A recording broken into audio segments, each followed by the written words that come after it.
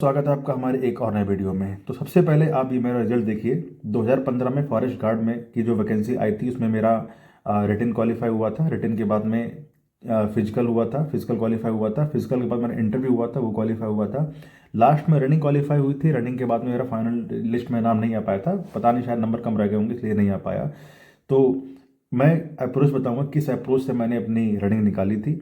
अगर आप वो उसी अप्रोच को अपनाएंगे तो 100% है कि आपकी रनिंग क्वालिफाई हो जाएगी। सबसे पहली बात ये कि जब मेरा इसका एग्ज़ाम निकला था, एग्ज़ाम के बाद में जब मुझे मालूम पड़ा कि इसमें 25 किलोमीटर की रेस मांगी, उससे पहले मुझे पता ही नहीं था।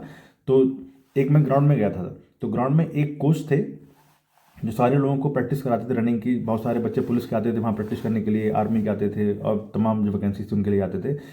तो उन कोच सर ने एक बात बताई थी कि और ये जो वर्ड हैं वो आप लोगों के लिए बहुत ही अच्छे से, अगर आप इनको अपना लेंगे तो 100% की आपकी रनिंग निकल जाएगी। उन्होंने कहा था कि अगर आप चल नहीं सकते हो, अगर उन्होंने बोला था कि अगर आप दौड़ नहीं सकते हो तो जॉगिंग करो। अगर जॉगिंग नहीं कर सकते हो तो जॉगिंग से कम होता है टहलो।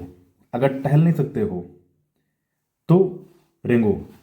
अगर रेंग नहीं सकते हो तो घसीटते रहो, लेकिन रुको नहीं। अगर रुक गए तो मामला खराब हो जाएगा।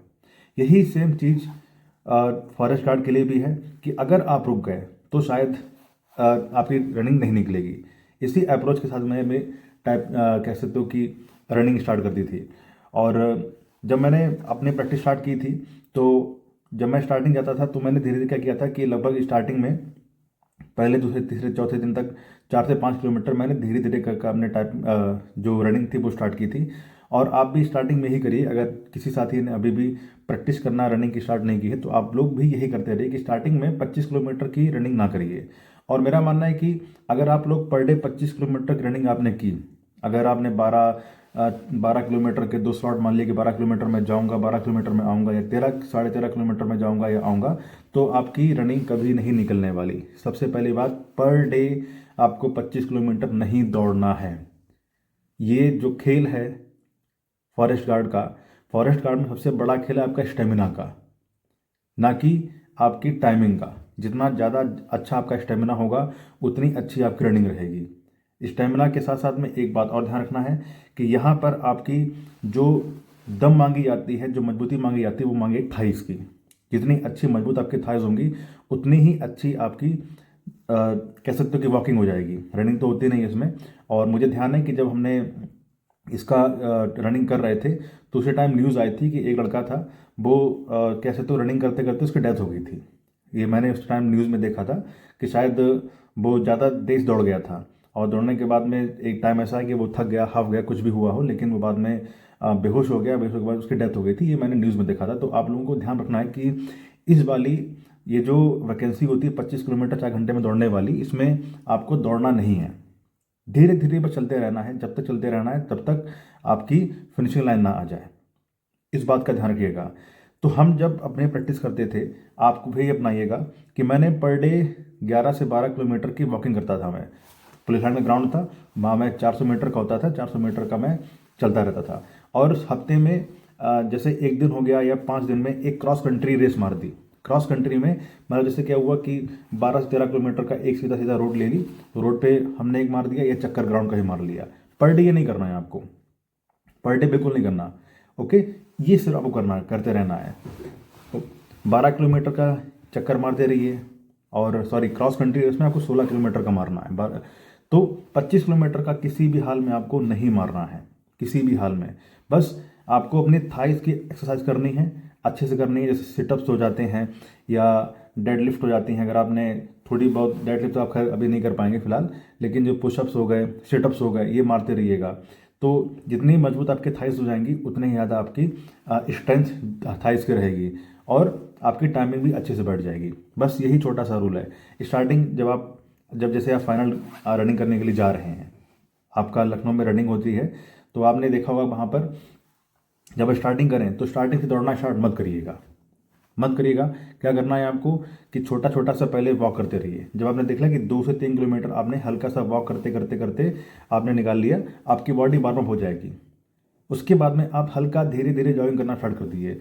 और बस धीरे धीरे अगर आप लगता है कि हाँ थकान हो जाती है, थोड़ा सा अपने आप को मतलब कह सकते हो कि थोड़ा सा स्पीड स्लो कर लीजिए, बीट फास्ट कर लीजिए स्पीड थोड़ी सी, फिर स्लो कर लीजिए, लेकिन बिल्कुल मत रुकिएगा। डिहाइड्रेट अगर आपको लगता है कि हम डिहाइड्रेटेड हो गए तो हल्का सा मासर जो आसपास पानी की बनाने के लिए रखते हैं तो आप पानी पी सकते हैं, लेकिन ज़्यादा पानी मत पीजिएगा। ज़्यादा पानी पीने से भी दिक्कत हो जाएगी। उससे पहले एक दिन पहले या बाद में आपने देखा होगा कि लोग मिर्ची खा लेते हैं, समोसा खा लिए, वो मत खाइएगा। बहुत जल्दी थकान आपकी हो जाएगी, यहाँ से मुंह से आग निकलने लगी। इन इन बातों को अवॉइड करिएगा, इन चीज़ों को अवॉइड करिए खाने में। और एक चीज़ मैंने किया था, मैं आपको बताऊं कि नी कैप होते हैं, मैंने नी कैप बाय कर लिए थे। नी कैप को मैंने नी पे नहीं पहना था, नी से नीचे का जो हिस्सा होता है पैर का, वहाँ पर मैंने नी कैप चढ़ा लिए थे। तो जिससे क्या था कि कभी कभी जो आपने देखा होगा कि नसें दर्द होने लगती हैं पैरों की, तो उससे बहुत ज़्यादा मुझे रिलीफ मिला था। अगर आपने नी तक पहन लिया तो दिक्कत हो सकती है, बाकी आप नीचे तक रख सकते हैं। ये सारी चीज़ें ध्यान रखिएगा। जब घर में प्रैक्टिस आप कर रहे हैं, मैंने फिर बोला कि जब घर में प्रैक्टिस कर रहे हैं आप, तो टारगेट बनाइए कि पर डे लगभग 10 किलोमीटर 12 किलोमीटर आप अपनी राउंड मारते रहिए, और एक क्रॉस कंट्री रेस मार दीजिए जो कि 16 किलोमीटर की होनी चाहिए बस।